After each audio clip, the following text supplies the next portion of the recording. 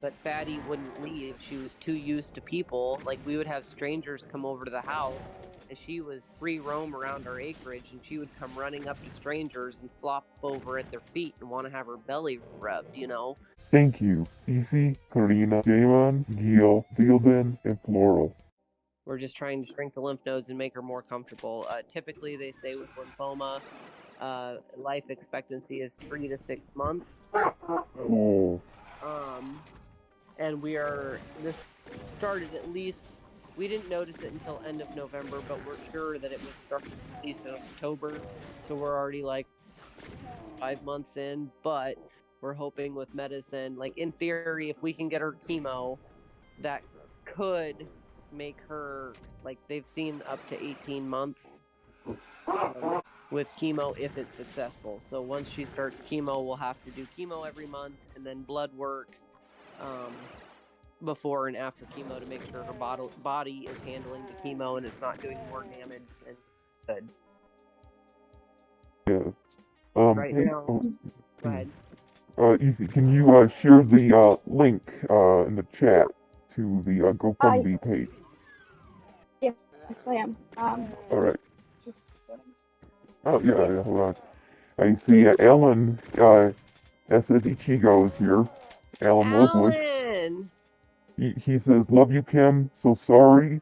And then looks like a sad emoji. Oh, I see it. Oh, that's cool. He definitely says hi. I see it. Now if I can figure out, it says open the app to chat. Oh, you're about to have an account. Yeah. I Okay. can. Yeah, he can hear you. So if you want Okay, to say hi, anything, Alan. Thank you. yep. So yeah, it's pretty much like I sound like such a fucking Debbie Downer right now. I keep telling everybody who like asks me how I'm doing that I sound like such a Debbie Downer, and like I can't fucking help it. Like every day I come home Yeah. and I cry, and then at work, like if somebody asks me, "Oh, how's it going, Kim? How's Fatty doing?" I burst into tears and start crying. It's Oh. like it I don't know. I'm just so fucking sad. Like, and I know to a lot of people, like, they don't fucking get it because it's a skunk. It's just a nasty skunk. They're everywhere outside, and oh, they sprayed my dog and whatever. But it's like, I think anybody that knows me that well, like, knows me very well, especially like in this group by now, like, people know how much my animals mean to me. And then there's an Alan, like, anybody, I know Alan and I have talked about his cats and stuff, but like, you have special pets, like extra special pets that are like your soul animal or whatever. And like my dog that I lost last summer, my diaper dog, as everybody called him, he was like my soul dog. And he went through so much with me. Moving, a divorce, like moving 3 times, me crying on fucking hours on end, like he was my little soul dog. And Yeah. Yeah. then so losing him last summer, losing Floyd a few months before that, and then now we lost our cat, one of our cats, 2 weeks ago. And then now it's like Fatty is like my other little soul animal. Like Cooper, when I was on the dog, my house is split into two halves. There's the dog half and the skunk half. And like anytime I was on the dog half of the house, it was like Cooper was always at my feet, always at my side. He was always there, like constantly. And then Fatty, anytime I was on the skunk half of the house, Fatty was there. She's following me around. She's pawing at my shoelaces. She's wanting me to pick her up. She's wanting me to hold her. And then, when we'd let her sleep in bed with us, she was always curled up on my head. And it's like, especially after I lost Cooper last summer, it was like Fatty was like I don't know how to say it because I'm not religious or anything, but it was like Fatty was like my saving grace or whatever, because she is so bonded to me and I'm so bonded to her. After I lost Cooper, it was like, sure, we have other pets, I have another dog, whatever, but Fatty is my heart and soul now. She's the one who, you know, whenever I was crying about my dog or whatever, had a bad day at work here on the skunk half, and the second she sees me or hears my voice, she'd come out and lay at my feet and want me to hold her. And it's just like the thought of losing her in general has broken my heart for as long as I've ever thought about it. And then now it's becoming real. And not only is it, I mean, it is fucking real. We can't save her. But Oh, that's like, I'm going to be like, I told somebody the other day, I'm going to be like an empty shell of myself. Like when she goes, like, that I you're good. don't know. I don't feel like I'm gonna be the fucking same person, because like since I lost Cooper, I still had her, and then once I lose her, it's like, sure, I have to get up. I still have other cats to feed. I have our other dog, you know, like that kind of shit. I still have other pets, but like our other dog, she is super attached to Jake. Like she doesn't really give two shits about me, and chinchillas are chinchillas, so they don't really give two shits about me as long as I feed them. And it's like, I'm not going to have anything. Like, I'm not going to have a pet that comes running up to me when they hear my voice. And I don't know. That's kind of the Yeah. best way to describe it, is I feel like I'm just going to be like an empty shell of myself. I know what you mean. You're not gonna have that pet that you come home to every day who's there to greet you. Right. Yeah, that's fucking excited to see me and wants to spend time with me and make, like, I don't know how many times I said it, that like with Fatty, I could have the worst fucking day at work and just come home and be fucking miserable and angry and sad, like whatever. And then she would, come out and crawl right in my lap, and I just couldn't help but smile. Like no matter how mad or pissed off or annoyed I was, like she always puts a smile on my face. Oh, And like it's like we've always wondered, like when she got sick, well, like if she got sick or broke a leg or whatever, like what are we gonna do? Trying to find a vet to help her. And we did finally find a vet, and that's fantastic, because that's had me stressed out for literally years. And then now it finally came down to, oh my God, okay, she needs some serious vet care, or what do we do? So I stressed out about that and cried about that. I found somebody 3.5 states away who was willing to see her. And so we took her there, and it just sucks that we got an answer, but it wasn't the answer we wanted, and it sucks that there's nothing we can fucking do about it besides try and make her comfortable, yeah. Now, how's she taking her medicine? Like, is she taking it well, or is she like fading? No, that's also super fucking depressing.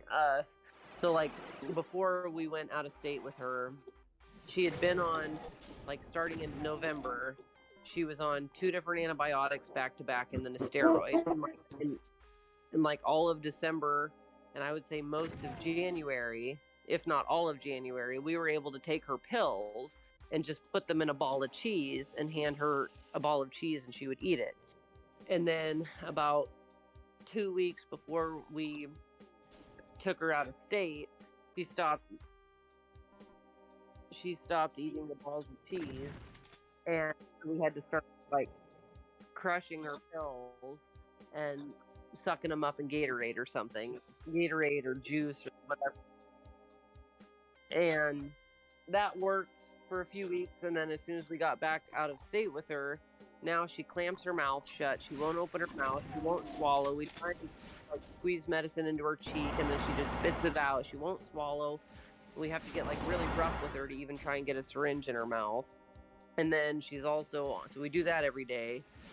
And then we're supposed to give her fluids every day, like with a bag and a needle, put a needle under their skin, and then we have a bag of fluids hanging up, and try to get her so much fluids because her kidneys are shot. Her kidneys are shot either because she independently has kidney disease, or it's the lymphoma knocking out her kidneys. But regardless, her kidneys aren't working right, so we have to give her fluids every day.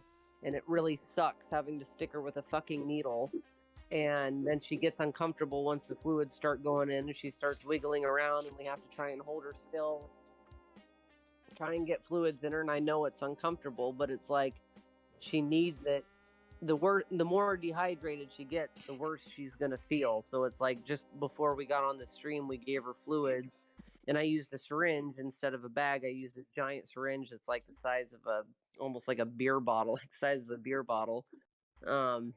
And pumped, like, just had to, Jake held her, I put the needle in, he held her still, and then I just had to push on the syringe and pump her full of a bunch of fluids, and she hated it. But it's like, it's for her own good. But you can't explain that to them. All she thinks is that we're being mean to her, you know? Yeah. So it's just like, one of the reasons I've been crying so much this week is because I think about her reaction to us having to get rough with her to get fluids down her, like, to get medicine down her throat, and then how rough we have to be and how painful it is to get fluids. And I have to try and weigh, like, what this is supposed to be about is quality of life. Like, we are trying to improve her quality of life so she doesn't feel so shitty for so long. But she doesn't, you can't explain that to her. So it's like, we have to weigh, like, what's worse, torturing her by stabbing her with needles every day and cramming medicine down her throat, or just letting, quote unquote, nature take its course and not giving her any medicine, not doing chemo, because that's just another pill down the throat, not doing all this shit, but then that just means she's gonna die faster. And it's like, it's so tough to weigh those options and figure out what's the right thing to do. Like, in my head, I just want to make her fucking feel better, but then that involves stabbing her with a needle every day and cramming medicine down her throat twice a day. And, like, I can't explain to her, like, I'm trying to make you feel better, please cooperate. You know, she just knows mom and dad are being mean, you know, and doesn't know why. So it's overwhelming and frustrating and stressful and sad. Really sad. And, like, the consolation that I have so far is that so far she doesn't hate me from doing this shit to her for the last week. And still, after I give her fluids or something, get done stabbing her with a needle and making her bleed and whatever, like, she still comes over and lays down next to me and wants to be petted.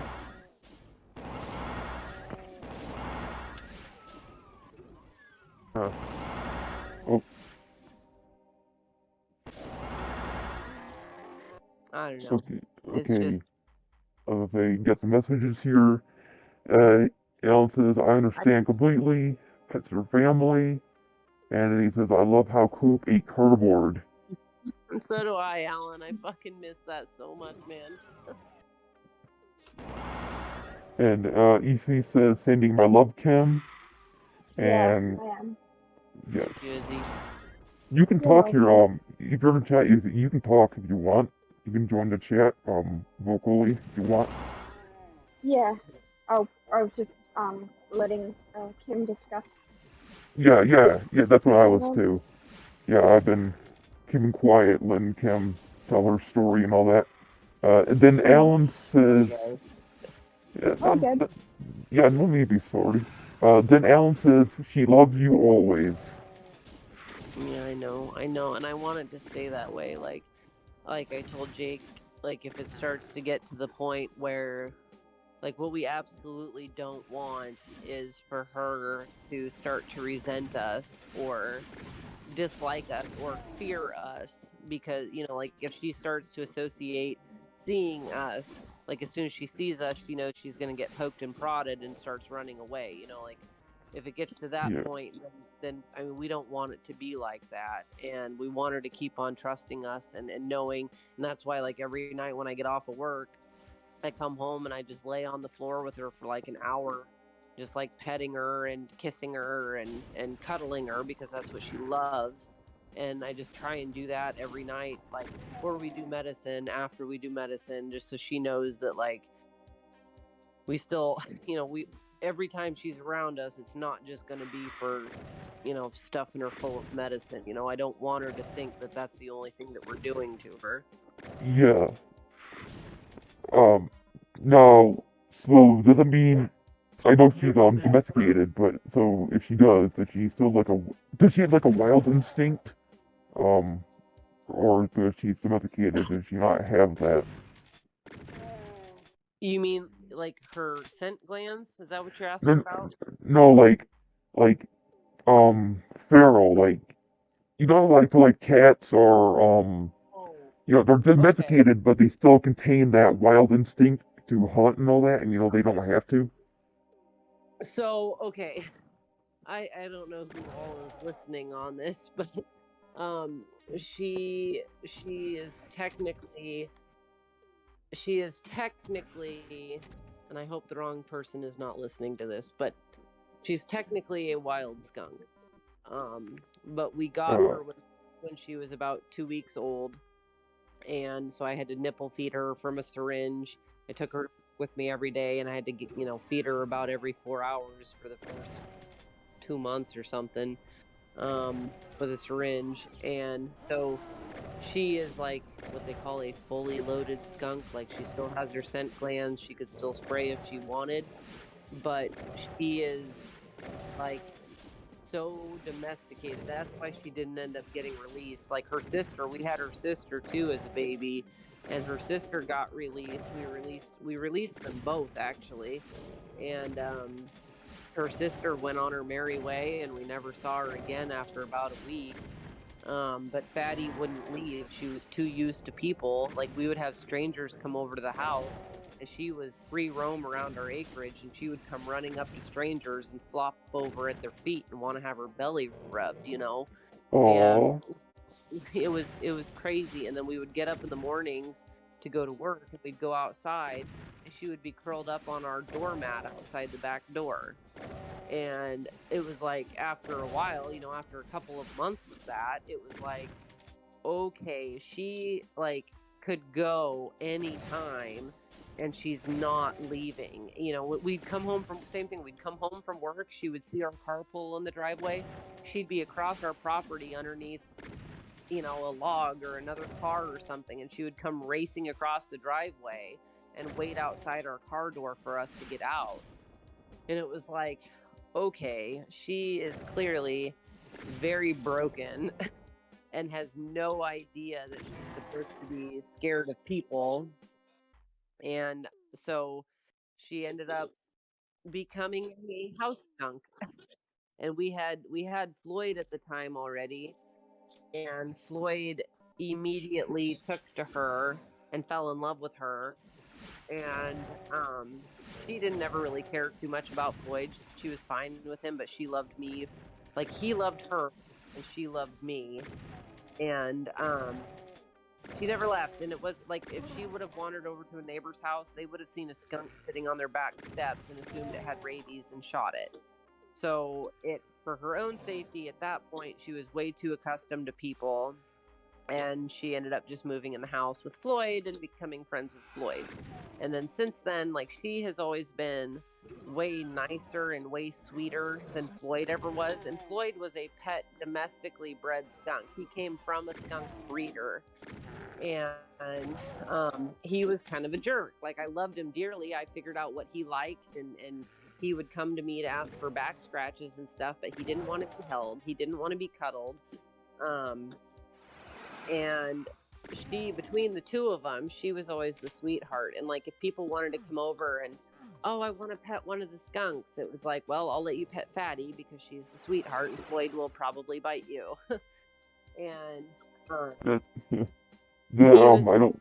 Oh, go on. no, go ahead. No, I go was ahead. gonna say is, well, first let me read the comics here. Alan says she's a sweetheart. Yeah.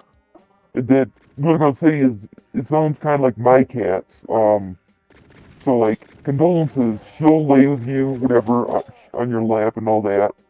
And Shadow, however, she only will want you, be with you, when she wants to. Any other time, it's like, fuck off. Exactly. And it's like, you just have to learn to accept that. Yeah. And that's how Floyd was. Like, Floyd would, he learned to trust me, but like, he still, if I went to go pet him, he would go running off. But if I just sat on the floor and I was petting Fatty, he would come over and lay down next to me, and he'd want his back scratched and stuff. But you always had to keep your eye on him, because if he was done, he was done, and he'd turn around and bite you. And but Fatty would just lay there. She's always been like, I love Floyd dearly. God damn it, I miss him so much. Next week will be a year, actually. But between the two of them, Fatty has always been the love bug. And like, we didn't get Floyd until he was about 8 months old. And so I kind of think his previous owner probably did not raise him the best, and that was part of his personality issues he had. But Fatty, I've had basically her entire life, besides the first couple weeks of her life. And so she only knows me. I am her mother, in her head, I am her mother. And she's my little baby.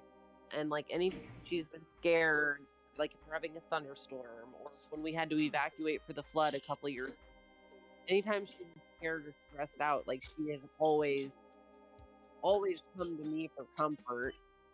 And I don't know, like I said, she, in the wintertime, sleeps in bed with me, sleeps on my pillow, curls up on my head, roots through my hair, sniffs my ear, shoves her nose in my eye. And like, I don't know, I'm just like, my bond with her is just insane, since I raised her since a freaking, basically almost a newborn, Like your little fur baby. Yeah, absolutely. And that's the thing too, we don't have kids. Neither one of us have kids. And so it's like, and my whole life, like, animals have been kind of my world. Like, originally, before I figured out I was really good at wrecking cars, like, my plan in my head, when I was set up for school and everything for college, I was going to go be a vet. That was always my life goal, because I've always had critters and pets. Like, when I was little, oh my God, we had so many animals in the house, like, borderline hoarder status, but we took care of them. Thank you for watching. If you enjoyed the video, then please consider leaving a like, comment, and subscribing. If you would like to support the channel, then consider becoming a Patreon member. For $1 a month, you write your name on a card that appears at the beginning and end of each Let's Play video. Your name will also be shouted out at the beginning of said video, and I will add in the description one link of your choice to one of your social medias, be it YouTube, Instagram, TikTok, Twitter, Twitch, Facebook, or VK. If you would just like to make a one-time donation, then consider donating through Streamlabs. Also, I have a Streamlabs shop. Feel free to buy something from the shop.